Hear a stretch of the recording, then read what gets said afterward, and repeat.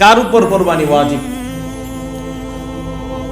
সুস্থ মস্তিষ্ক বালেক, সুস্থ মস্তিষ্ক সম্পন্ন বালেক ব্যক্তির উপর কোরবানি ওয়াজিব যদি 10, 11, 12 জিলহজের 10 তারিখ সুবহে সাদেক থেকে নিয়ে 12 তারিখ সূর্যাস্ত পর্যন্ত তার কাছে যদি নেশাব পরিমাণ সম্পদ থাকে, তথা 7.5 ভরি স্বর্ণ অথবা এই পরিমাণ টাকা, অথবা 52.5 ভরি রূপা অথবা এই পরিমাণ টাকা যদি কারো কাছে থাকে, তাহলে তার উপরে কোরবানি ওয়াজিব হয়ে যাবে। 1 বছর শর্ত না, মাত্র 3 দিন। জিলহজের 10 তারিখ সুবহে সাদেক থেকে নিয়ে 12 তারিখ সূর্যাস্ত পর্যন্ত। কোরবানির ক্ষেত্রে একটা শর্ত আছে, প্রয়োজন অতিরিক্ত সম্পদ যদিও থাকে। কি থাকে বলেন তো, কি বলছি?